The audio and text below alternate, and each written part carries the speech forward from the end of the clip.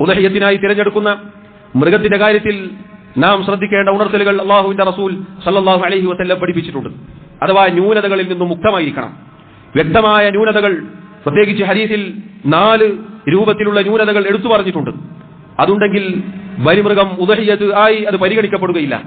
അവിടുന്ന് പറഞ്ഞു, ലാ യജൂസു മിനൽ ളഹായ അൽ ഔറാഉ അൽ ബയ്യിനു അവറുഹാ വൽ അർജാഉ അൽ ബയ്യിനു അർജുഹാ വൽ മരീദതു അൽ ബയ്യിനു മറദുഹാ വൽ അജ്ഫാഉ അല്ലതി ലാ തുൻഖി.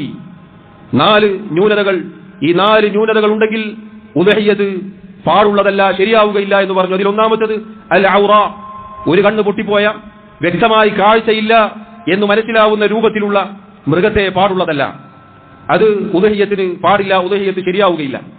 അഥവാ കാഴ്ചയില്ല, ഒരു കണ്ണിന് കാഴ്ചയില്ല, വ്യക്തമായ അന്ധതയുണ്ട്, അതിന് പ്രശ്നമുണ്ട് എന്ന് ബോധ്യപ്പെടുമെങ്കിൽ ആ ന്യൂനത പാടില്ലാത്തതാണ്.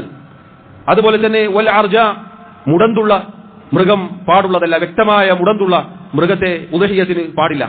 പണ്ഡിതന്മാർ പറഞ്ഞു, അതിന്റെ കൂടെയുള്ള സമാനമായ മൃഗങ്ങളുടെ കൂടെ നടക്കാൻ സാധിക്കാത്ത, അവർ നടക്കുന്നത് പോലെ നടക്കാൻ സാധിക്കാത്ത മുടന്ത് എന്നതാണ് ഉദ്ദേശം. അങ്ങനെയുള്ള മൃഗം ഉദഹിയത്തിന് പാടുള്ളതല്ല. മൂന്നാമത്തേത് വൽ മരീദ, രോഗം അഥവാ വ്യക്തമായ രോഗമുള്ള മൃഗം പാടുള്ളതല്ല.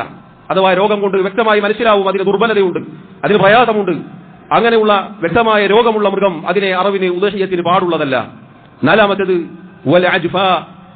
അൽ അജ്ഫാ എന്ന് പറഞ്ഞാൽ ശരീരം മെലിഞ്ഞുണങ്ങിയ, മജ്ജയില്ലാത്ത, എല്ലുന്തിയതുപോലെയുള്ള മൃഗം.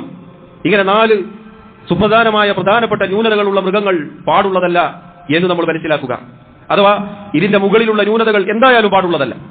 എന്നാൽ ചെറിയ ചെറിയ കൊമ്പിന്റെ ഭാഗത്ത് നിന്ന് ഒരൽപ്പം പൊട്ടിപ്പോവുക, അങ്ങനെയുള്ള ചെറിയ ചെറിയ പ്രശ്നങ്ങളാണെങ്കിൽ അതും ഇല്ലാത്തതാണ് ഏറ്റവും അഫ്ളൽ. ഏറ്റവും നല്ല രൂപത്തിൽ, നല്ല ഒത്തിണങ്ങിയ, ഭംഗിയുള്ള, ന്യൂനതകളിൽ നിന്നും പരമാവധി മുക്തമായ മൃഗങ്ങളെ തിരഞ്ഞെടുക്കുക എന്നുള്ളതാണ് സഹോദരങ്ങളെ നാം ശ്രദ്ധിക്കേണ്ടത്.